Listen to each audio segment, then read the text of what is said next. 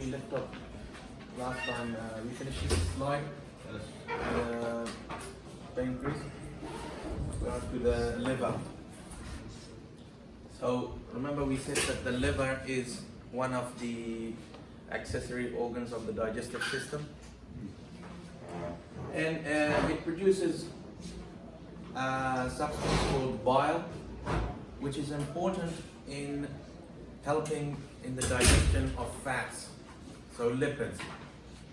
When we look at the liver, we find that it's in the upper right abdominal cavity. So your abdominal cavity is below the diaphragm. Remember we talked about the diaphragm?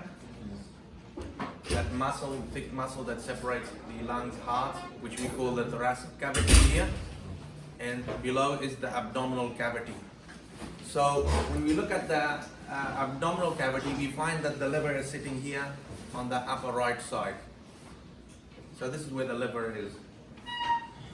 And the substance that is important in digestion that it produces many other things. We will go through the function. But for digestion, we see that it produces bile. Sometimes this is also referred to as gall, like the gallbladder. Okay, so the term gallbladder, it's where the bile is stored. So remember, the gallbladder is one of the accessory organs of the digestive system that stores the bile. So bile or gall means the same thing. Okay, and when we look at it, what it contains, mostly it's water. Okay, so most of it is water, and it contains other things important for different functions. Or sometimes some wastes are removed through the bile. So, electrolytes, from chemistry, electrolytes like sodium bicarbonate is an electrolyte. So it has anions and cations, remember, chemistry, like sodium chloride. So it contains electrolytes. Cholesterol, remember from the chapter 2, cholesterol?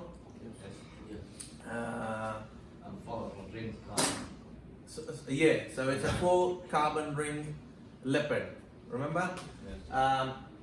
Steroid hormones we said are made from cholesterol. Also, cholesterol is important for making the bile salts, okay? So these bile salts, they're made from cholesterol. And they're very important in, remember we talked about emulsification last time, where it makes the fats into smaller droplets. So big globules of fat. So these are important, these bile salts and this lecithin, okay? These two components. When we eat food, the lipids and the fats are in the form of large globules, okay? When they combine with the bile salts and the lecithin, so when you add the bile salts to this,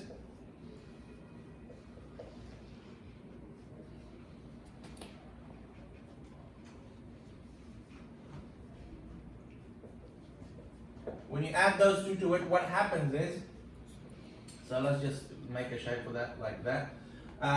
It turns this large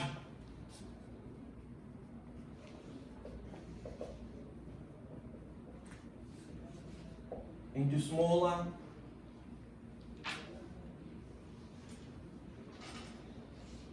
So this lecithin surrounds these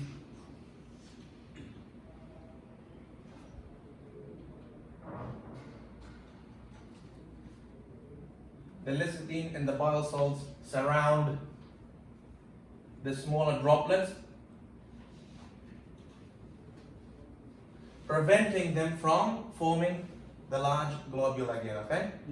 So it makes them into smaller droplets. And then we talked about lipase, remember in the last lecture? Lipase is an enzyme produced by the pancreas. It's important for the digestion of fats. So what it does is, lipase then is able to more efficiently break down these lipids into the smaller constituents. We remember we said fatty acids and monoglycerides, okay? So in this form, the lipase is not very efficient. In that form, it can get into the core of the small droplets and break it down into monoglycerides and fatty acids. So that is the function of these bile salts. We don't need to know, there's several types of bile salts that are made from cholesterol. We don't need to know. One of the major ones, if you want to search it, is cholic acid, okay? This is one of the major ones in humans, and in different species there's different types, but in humans we make 2 or 3 types from cholesterol, okay? But the important thing is that these bile salts, they're made from cholesterol and they're important in emulsification, okay? So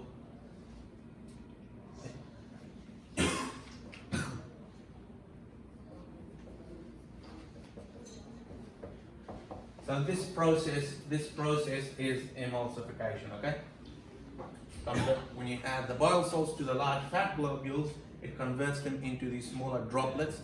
The small droplets are then more easily, or the lipase can easily digest them, okay? It's called So bile salts and lecithin. So bile salts, they're made from cholesterol, and this lecithin is made from phospholipids. We know phospholipids, makes the plasma membrane, okay? So both of these help to emulsify, or in the emulsification process of large fat globules into the small droplets.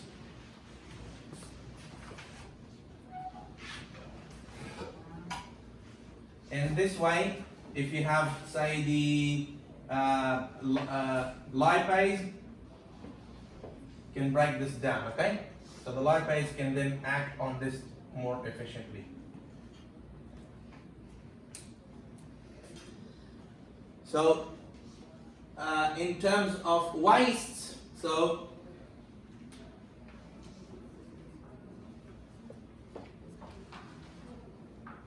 the breakdown of red blood cells happens in the liver. And remember, red blood cells, one of the major components we talked about was hemoglobin. I think we mentioned that in the last semester. You remember that? Hemoglobin. When we were studying genetics, we talked about sickle cell anemia, and we talked about hemoglobin. So hemoglobin is a major component of red blood cells. When it's broken down, one of the products of this breakdown is bilirubin, and this happens in the liver. And then this waste is then secreted or excreted into the bile, and then it goes through our digestive system out of our body. This is the reason this, it has this yellowish appearance, but when it's broken down and it combines with the feces, it gives the feces the brown color. Is because of this bilirubin, all right? The stool. So that the waste that when we go to the toilet and defecate, the reason that's brown is because of this component in the bile, the bilirubin. It's a byproduct of hemoglobin. So the liver breaks down hemoglobin because it reuses the heme group and the iron, and the rest is waste. So the liver recycles the hemoglobin. When it breaks it down, it takes the heme and the iron from hemoglobin, and then the remainder is this bilirubin, which is then excreted into the bile, and this is the reason why the stool or the feces have a brown color, because of that waste. Any questions on the components of bile? So in terms of digestion, the primary function is to help in the digestion of lipids, okay? And these components are very important. Once the bile is made, then, as I mentioned, it's stored in the gallbladder.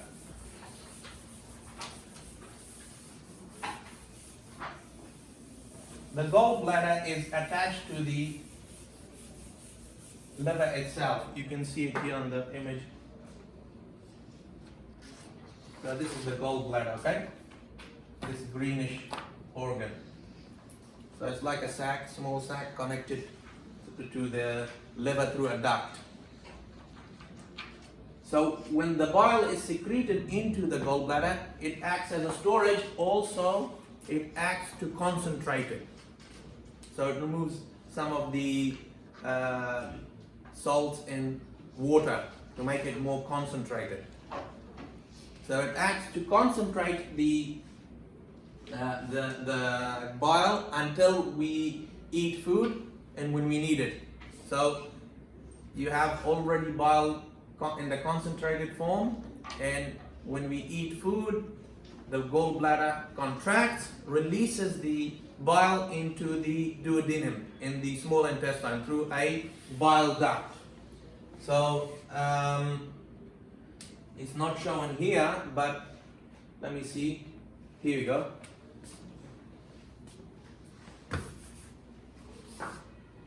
So this is the bile duct. It releases the secretions of the gallbladder into the duodenum when we eat, okay? So it acts as a storage and a place where the bile is concentrated.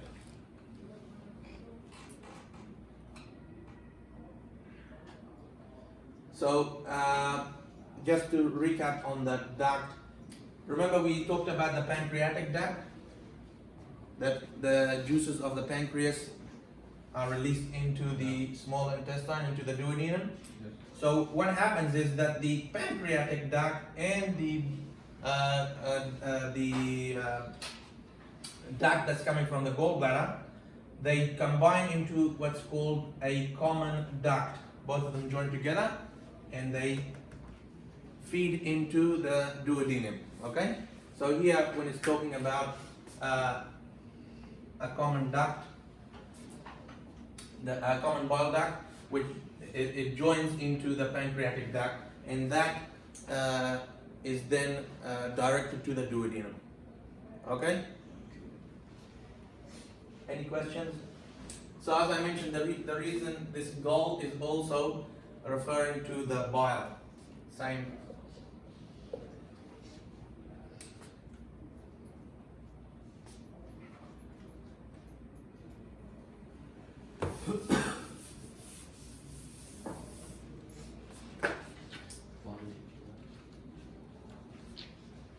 So the material that is absorbed into the circulation of the digestive system, this blood passes through to the liver through what we call the hepatic portal circulation.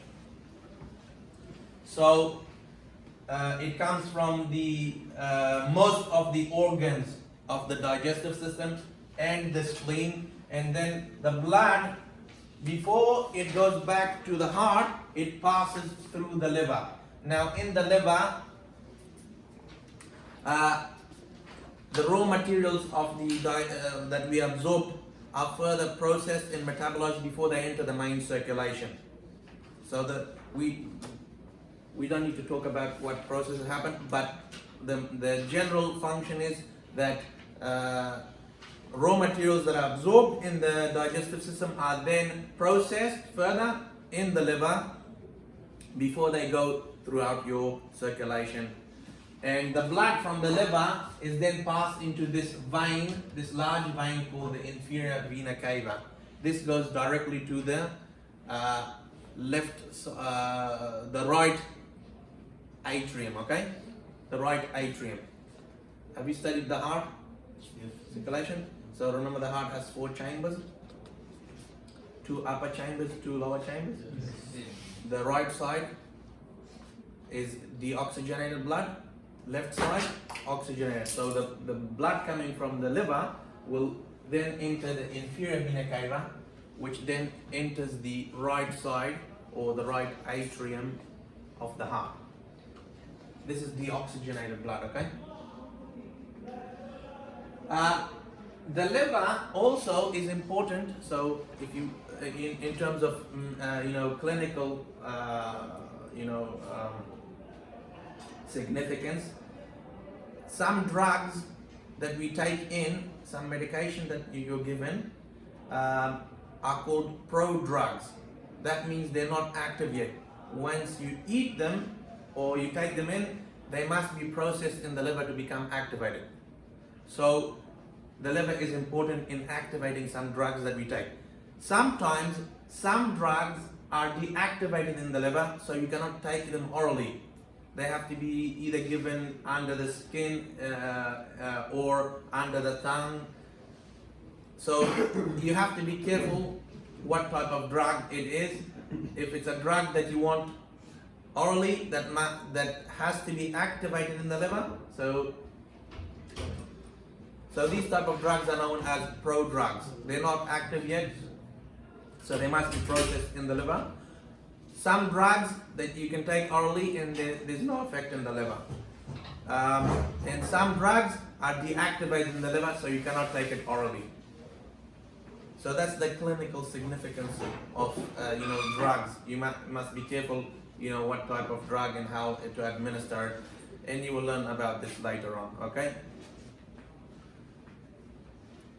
Any questions on that?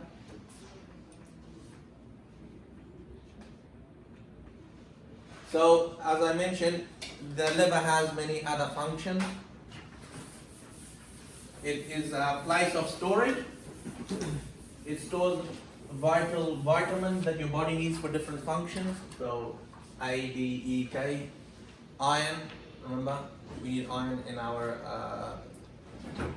in the hemoglobin to carry oxygen. So different vitamins, iron, so it stores that as our body needs it, it releases it. So these are fat soluble, okay? That means these vitamins are lipid based. So we talked about the pancreas's function in regulating glucose levels. Remember, it produces hormones, insulin and glucagon. So the insulin affects the liver, one of the organs. What it does is, if the level of glucose is high after a meal, it goes up. The insulin triggers the cells of the liver to convert glucose into glycogen, and then it stores this temporarily until we need it. When we're not, glucose converted to oxygen. We store it in muscles and liver. Yes. So in terms of when we're talking the liver, this is the function of the liver, one of the functions. So it happens in the muscles as well. And when we're not eating, so between meals, so you eat your breakfast, you haven't eaten for a few hours, your glucose level is dropping. So once that happens, then the pancreas releases glucagon, another hormone, which also affects the liver. And then the liver starts to break down the glycogen into glucose, and this is what we need for our energy. So for cellular respiration, remember, in the mitochondria. So it helps, it stores glucose in the form of glycogen. It also helps to make other proteins, so plasma proteins. Plasma is a part of our blood, so about 55% of our blood is plasma. It contains many different components. One of the components is albumin, and another one is fibrinogen. Albumin is important in our blood because it acts as an osmoregulator. One of the functions, it helps to maintain the fluidity of the blood, okay? The volume, maintains blood volume. Also important for other functions, which we look at when we talk about the blood in the next chapter, okay? So hopefully, inshallah, we'll cover that next week. Fibrinogen is important in blood clotting, okay? When you get a cut, when you bleed, this fibrinogen is converted to fibrin, which acts as a barrier to prevent blood loss, okay? So it's important for blood clotting. So both of these are proteins. So obviously they made from amino acids, okay? So it also helps in making some lipids, in storing them. So cholesterol and so on. It helps in storing and making some lipids. Also, when we metabolize through normal metabolism, our body makes ammonia. And this ammonia is toxic to us. So this ammonia circulates in our blood, and then when it reaches the liver converts it to urea, which is less toxic. So the liver functions in detoxification of ammonia into urea, and our body, then we have the urinary system, which we will talk about later on as well. The urinary system is involved in removing the urea from our body. But ammonia is very toxic to us. The liver converts it to make it less toxic into urea. Then we deal with the urea later on when we're talking about the urinary system, okay? And we just covered this. Remember I said that all blood cells, red blood cells, are destroyed and recycled. Main components of it is recycled in the liver. So like the hemoglobin is recycled. The iron and the heme group is taken, and the rest of the protein is broken down into bilirubin, okay, and then secreted in the bile, as we talked in the previous slides. So it helps to destroy damaged old red blood cells, okay? And remember I said it inactivates some chemicals, like alcohol, hormones, drugs, and poisons. So it helps to detoxify it. So inactivating or detoxifying. And in doing so, the liver also gets damaged in the process. But the liver is very remarkable. It can regenerate very quickly. So while it's breaking down all these drugs, poisons, you see some of the cells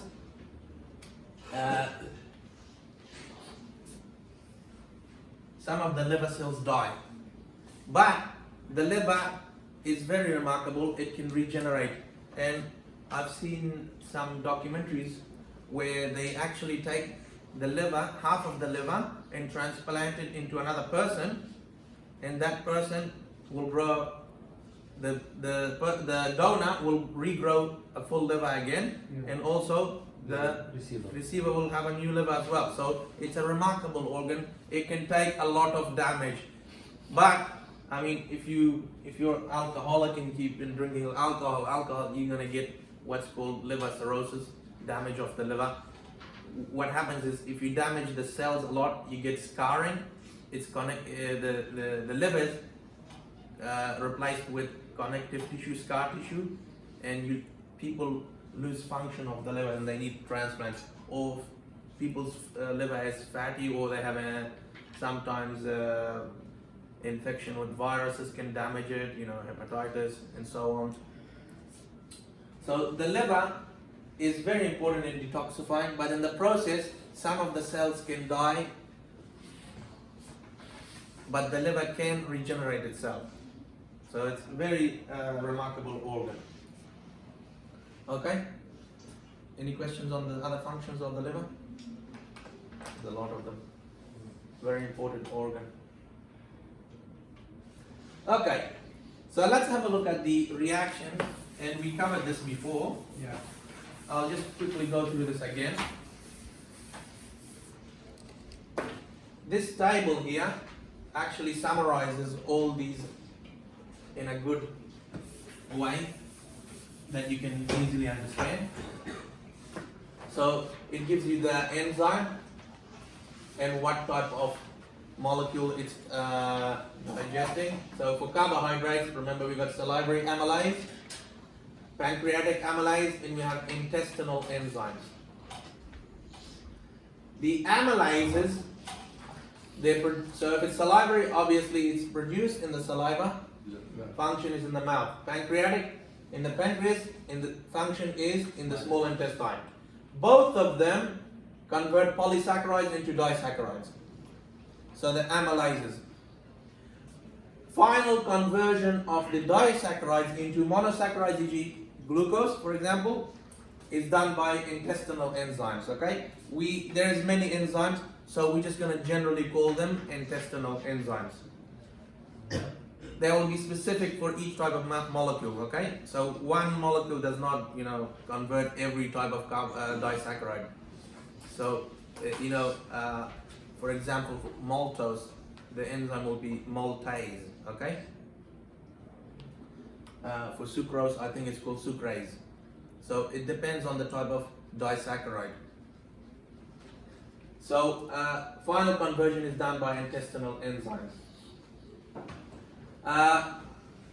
In terms of proteins, we get the beginning of digestion in the stomach, remember? So the pepsin is important. It's released by the stomach, acts in the stomach, converts proteins into peptides, okay? The same with trypsin and chymotrypsin, both produced in the pancreas, okay? In the pancreas, and they act in the small intestine, the duodenum. Both of them convert proteins into peptides, okay? Finally, we have the carboxypeptidase and the intestinal enzymes, okay? Both of these convert peptides into amino acids, okay? Carboxypeptidase produced in the pancreas, while the intestinal enzymes obviously produced in the small intestine, and they act in the small intestine. So, in terms of lipids, there is only one enzyme, okay, lipase, and that is produced in the pancreas. So lipase is responsible for converting triglycerides. Remember from chapter 2, the triglycerides with a glyceride with 3 fatty acids. Yes. You will bring this schedule in the exam? No, we won't bring this, but we might ask you questions on it. Do you mean we will give you this table? No. Which? So you just need to know the function of the enzymes, okay? And where they're produced, okay? It's not that difficult. Yeah. It's easy to understand. Just the function. So where it's produced, it's easy. If it says saliva, come on. It gives you the clue where it's produced. So it acts in the mouth, you know that. Yeah. It breaks polysaccharides into disaccharides. So it's not that difficult to remember this table. Here it's made easier for you as well in this form, but the table is, I think, easier. So lipids, they break triglycerides into fatty acids and monoglycerides. So it makes 2 fatty acids in 1 monoglyceride, okay? So triglyceride converted to 2 fatty acids and monoglyceride.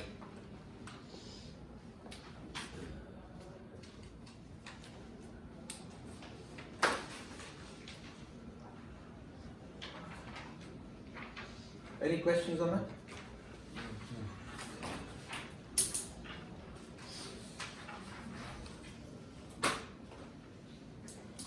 Alright, so we move on to the large intestine. So most of the absorption has happened in the small intestine. And when we look at the large intestine,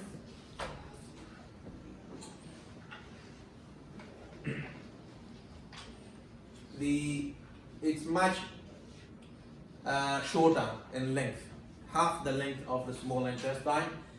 And when we look at it, we find that the small intestine, it leads into the large intestine through this pouch, this pocket, okay? This sort of a structure called the cecum, okay? And from the cecum, you can see. So from this cecum, the small intestine releases the chyme into the largest intestine through this ileococcal valve. Remember, we talked about sphincters. So this is not a sphincter, this is a valve. You know what a valve is? It opens one way, it doesn't open the other way. Valve, one way opening. So something can go in, it can't come back. Okay? So it's a valve. So the chyme enters through that ileocecal valve. Ileocecal valve, I think it's called. It's very hard to pronounce. Ileocecal valve. Ileocecal valve, okay? So this valve actually prevents the backflow of the chyme back into the small intestine.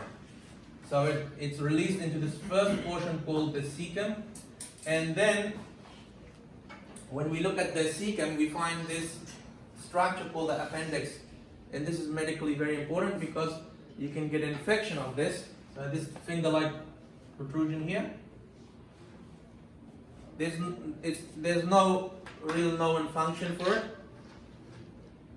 but I've read some places that it acts as if you get an infection, you get it in this place, so it doesn't the infection doesn't affect the intestines. Okay, so if you get an infection, this appendix becomes swollen and very painful. You know, when you touch this side of your stomach, very painful. You can't touch it, so you have to have surgery to remove it. Otherwise, if you don't remove it, it will rupture and the chyme will spread everywhere in your stomach, and this can cause forgot the actual the infection. You know, the cavity here, the lining is called the peritoneum. So it's I forgot the actual the name of the. It causes severe inflammation, bacteria coming out of the large intestine into your stomach. It can be fatal. So the doctors will open up your stomach and wash everything and give you antibiotics. But prior to that, they will remove that, okay, if it's not ruptured. So if you're getting pain here on this side and it's very painful, most likely you have appendicitis and you must go to the emergency, because if it ruptures, it can be fatal. Okay, so the appendix there's no known function for it, but from what I heard, could be to act as a, to prevent infection in this region, to contain the infection within the appendix, okay? And that's why it gets swollen and the infected, and then it needs to be removed. When you look at the large intestine, it has, it's also known as the colon. It has 4 different regions. The ascending colon, so ascending means going up. So from your right side going up towards the liver. Okay? So this is the ascending colon. And then the transverse, it goes from the right side to the left side below the diaphragm. Okay? And then the descending going down. Okay? Descending colon. So you have the ascending going up, transverse going across, descending going down, and the final is called a sigmoid. Okay? Sigmoid is the final part of the colon. It's called sigmoid because it's like an S shape. Okay? Sigmoid. It's like an S shape. Okay? So it helps to store the feces. Okay? Before defecation. In the large intestine, we find a lot of bacteria, which is very important for digestion. It's the normal bacteria of the large intestine that it helps to produce some vitamins that we need. Okay, like vitamin K. Vitamin K is important for blood clotting. We need it for, as I mentioned before, one of the components of the liver, fibrinogen, was important for blood clotting. Vitamin K is also important for blood clotting. So what happens is that the bacteria digest material that we cannot digest, and then it produces vitamin K, which we then absorb in our large intestine, and it's important for blood clotting. Okay?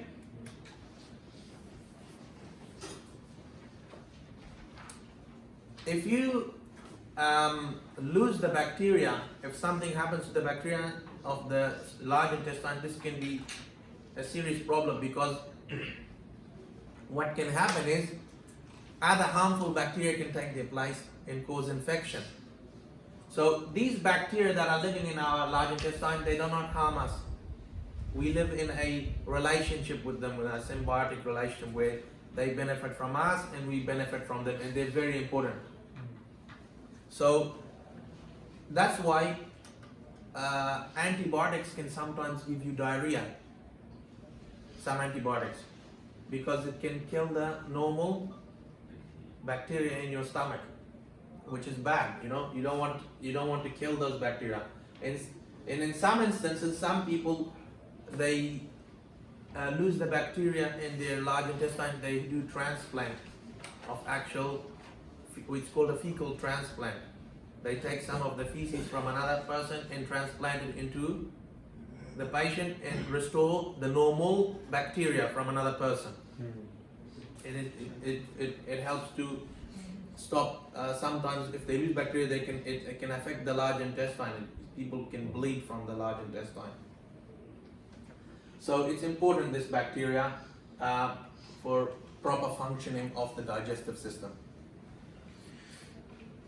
So what happens is that the large intestine, it absorbs most of the remaining water, ions, and whatever small nutrients that are left, and the remainder it stores the waste as feces. So when I use this term feces, this is the undigestible, indigestible. So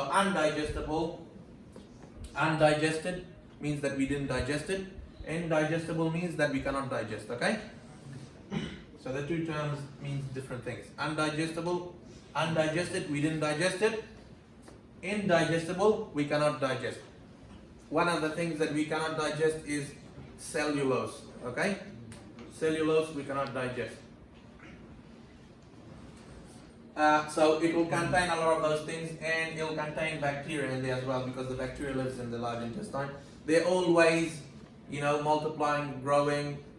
So we lose bacteria, but we maintain it all the time. Okay?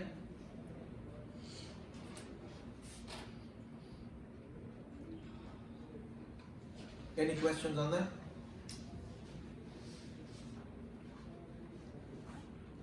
Okay. So once the feces is produced, the waste that, remember, it contains that indigested and undigestible material. We have to remove this from our body, so the waste, and this defecation is the process of passing the feces through the anus. Okay? So when we go to the toilet. And when we look at this, there's a reflex involved. Okay? We call a neural reflex, the defecation reflex. When the feces enters the rectum, so this part here, it stretches the rectum. This stretching causes a reflex, and it causes peristalsis, wave-like movements in the rectum. This wave-like movements propels the feces forward. It relaxes we have two sphincters preventing defecation. Okay?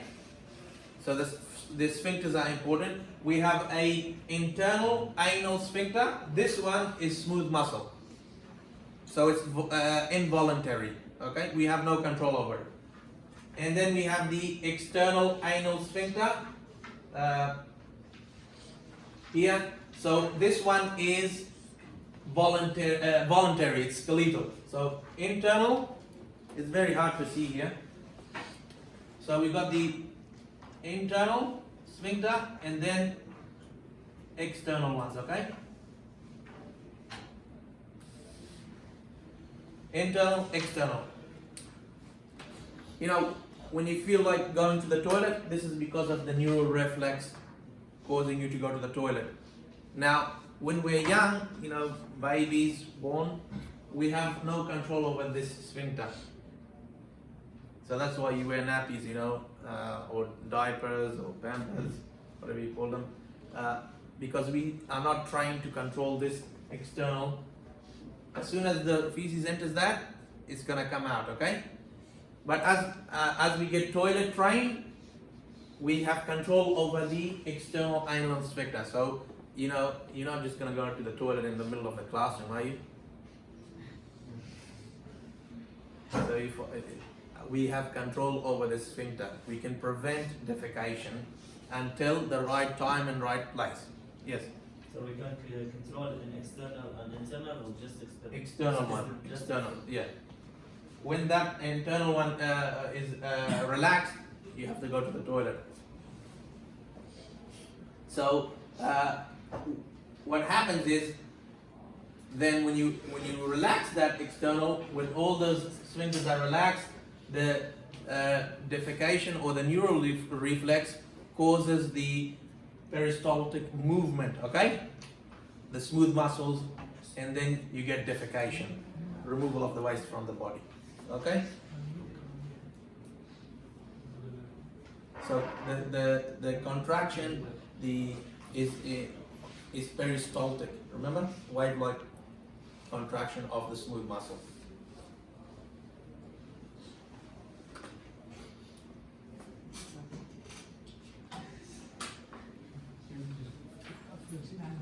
Doctor, the internal anal is always open. No, it's closed. Okay. They're both closed. Only open if when the feces enters the rectum. This causes stretching, relaxation of the internal, and then we have control over the external. We can, once you go to the toilet, you relax it, then peristalsis becomes more forceful, very forceful peristalsis, then you get defecation.